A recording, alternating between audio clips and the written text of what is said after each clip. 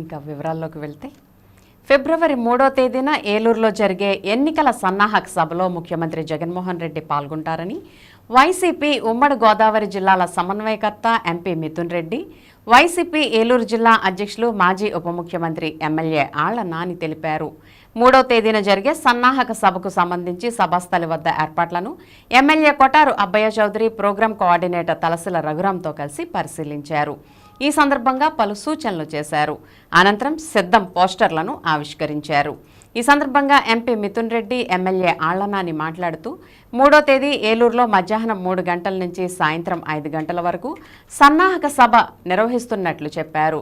ఎన్నికల సమయంలో ప్రజలకిచ్చిన హామీలన్నింటినీ ముఖ్యమంత్రి జగన్మోహన్ రెడ్డి అమలు చేశారని అన్నారు. అభివృద్ధి, సంక్షేమాన్ని 2 కళ్లుగా భావించి సమాంతరంగా అభివృద్ధి చేసిన ఘనత జగన్మోహన్ రెడ్డికే దక్కుతుందని అన్నారు. మళ్లీ వైసీపీని అధికారంలోకి తీసుకువచ్చేందుకు ప్రజలు సిద్ధమయ్యారని, టీడీపీ, జనసేనతో పాటు ప్రతిపక్ష పార్టీలన్నీ గంగలో కలిసిపోవడం ఖాయమని అన్నారు. ఈ సమావేశంలో ఏలూరు పార్లమెంట్ అభ్యర్థి Karumuri Sunil, ZP chairman Ganta Padmasri Prasad, Puppala Vasubabu, Dolam Nageswararao, Tellam Balaraju, Chintalapudi MLA అభ్యర్థి విజయరాజు, ఇడా చైర్మన్ బొద్దాని శ్రీనివాస్, డిప్యూటీ మేయర్లు Gudideshi Srinivas, Nookapayyi Sudheer Babu, AP medical board director doctor Dirsala Varaprasad, AMC chairman Nersu Chiranjeevulu, cooption సభ్యులు ఎస్ఎంఆర్ పెదబాబు, మున్నెల జాన్ గురునాథ్, పలువురు ప్రజా ప్రతినిధులు, నాయకులు పాల్గొన్నారు.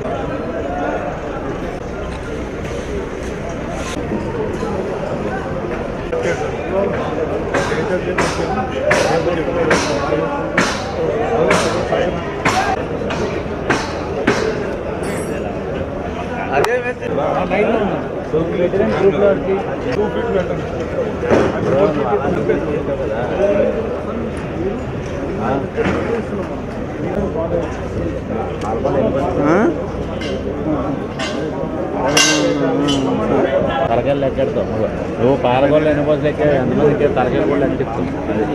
బస్సులు కావాలండి ఎక్కువ 60 బస్సులు.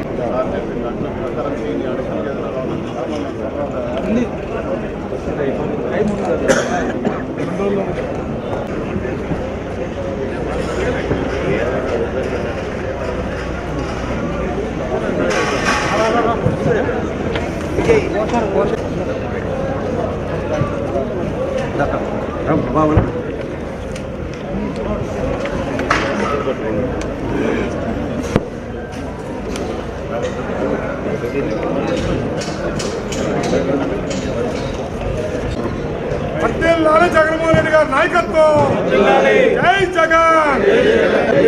మధ్యలో వైఎస్ఆర్ కాంగ్రెస్ పార్టీ, జై జగన్.